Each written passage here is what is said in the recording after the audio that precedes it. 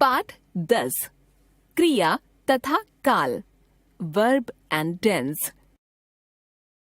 क्रिया वर्ब। आज Manu mummy papa के साथ खरीदारी करने गया। मॉल में बड़ी बड़ी दुकानें थीं। दुकानें सजी हुई थीं। मनु ने अपने लिए ड्रेस और क्रिकेट बैट खरीदे। वह बहुत खुश है। बच्चों, इन रंगीन पदों में किसी न किसी कार्य के होने या करने का पता चल रहा है। ऐसे शब्द क्रिया कहलाते हैं। ऊपर के वाक्यों में रंगीन पद हटाकर पढ़ें तो वाक्य अपूर्ण लगेंगे। अतः हम कह सकते हैं, जिस पद से किसी काम के होने या करने की सूचना मिले उसे क्रिया कहते हैं। क्रिया के मूल रूप को धातु कहते हैं, जैसे पढ़, लिख, खा, दौड़, भाग, उठ, हंस आदि। जब इनका वाक्यों में प्रयोग होता है तब इनका लिंग, वचन और कारक की दृष्टि से रूप परिवर्तित हो जाता है। क्रिया के भेद। कर्म की दृष्टि से क्रिया के दो भेद होते हैं, एक अकर्मक, दो सकर्मक। अकर्मक क्रिया। मोर नाचता है, दिव्या सो रही है, शिशु हंसता है, घोड़ा दौड़ रहा है। इन सभी क्रियाओं को वाक्य में किसी भी कर्म की आवश्यकता या अपेक्षा नहीं है। ऐसी क्रियाएं अकर्मक क्रिया कहलाती हैं। ध्यान रहे, अकर्मक क्रियाओं को कर्म की अपेक्षा नहीं होती है। हंसना, रोना, सोना, जागना, आना, जाना, उठना, बैठना, नहाना आदि क्रियाओं को वाक्य में कर्म की अपेक्षा नहीं होती है। किसी क्रिया को कर्म की अपेक्षा है या नहीं, इसका पता क्रिया पर क्या प्रश्नवाचक शब्द से प्रश्न करने से लगता है। क्या प्रश्न के उत्तर में यदि क्रिया किसी संज्ञा की अपेक्षा करती है तो वह संज्ञा उस क्रिया की कर्म कहलाती है। मोर नाचता है वाक्य में हम क्या नाचता है जैसा प्रश्न नहीं कर सकते, क्योंकि यह क्रिया कर्म की अपेक्षा नहीं करती। सकर्मक क्रिया। जो क्रिया वाक्य में कर्म की अपेक्षा करती है वह सकर्मक क्रिया कहलाती है। जैसे आदित्य कविता पढ़ता है। यहाँ अगर हम क्या पढ़ता है प्रश्न करें तो पढ़ना क्रिया किसी न किसी निर्जीव संज्ञा की अपेक्षा करती है। क्रिया जिस निर्जीव संज्ञा की अपेक्षा करती है तथा जिसका पता क्या प्रश्न से लगता है उस क्रिया का कर्म प्रधान या मुख्य कार्य कहलाती है। दुकानदार सब्जी बेचता है, माँ सब्जी खरीदती हैं। माँ खाना बनाती हैं, मैं खाना खाती हूँ। रघु ने पत्र लिखा, अनु ने पत्र पढ़ा। इन वाक्यों में सब्जी, खाना और पत्र कर्म है और बेचना, बनाना तथा लिखना सकर्मक क्रियाएं हैं।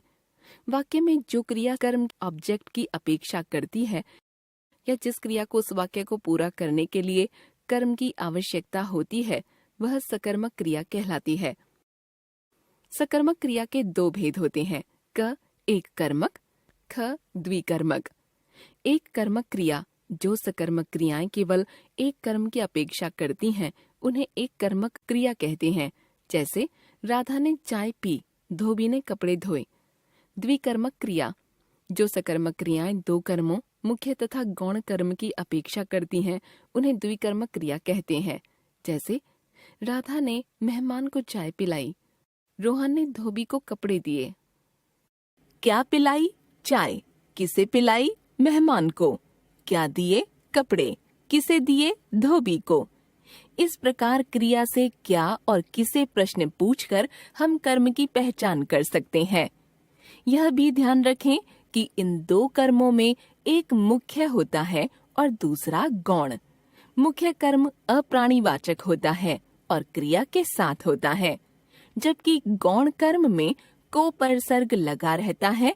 यहाँ चाय और कपड़े मुख्य कर्म है, जबकि मेहमान और धोबी गौण कर्म है। एक बार फिर से, जो पद किसी कार्य के करने या होने का बोध कराए उसे क्रिया कहते हैं। क्रिया दो प्रकार की होती है, एक अकर्मक तथा दो सकर्मक। जो क्रिया कर्म की अपेक्षा न करे वह अकर्मक क्रिया होती है, जैसे हंसना, रोना, सोना आदि।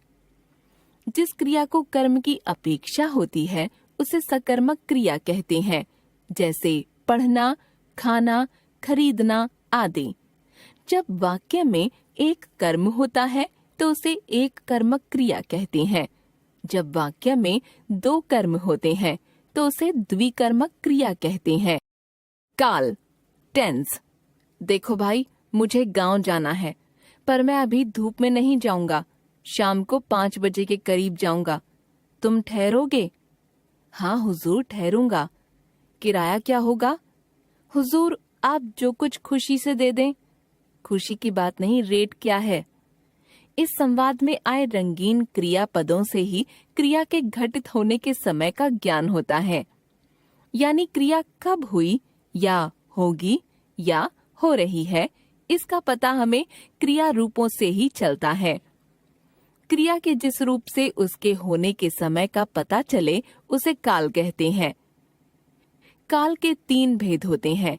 1 भूतकाल, 2 वर्तमान काल, 3 भविष्यत काल। भूतकाल क्रिया के जिस रूप से उसके बीते हुए समय में होने का पता चलता है उसे भूतकाल कहते हैं। पहाड़ों की वादियां देवदार के वृक्षों से लदी हुई थीं। ढलानों पर एक छोटा सा नगर बसा हुआ था। महाराज इस दृश्य को एकटक देख रहे थे। मैंने कहानी पढ़ ली थी। मैं खाना खा चुकी थी। उन्होंने नाटक देख लिया था। रघु टीवी देख रहा था। मैंने दादाजी को ईमेल करना सिखाया।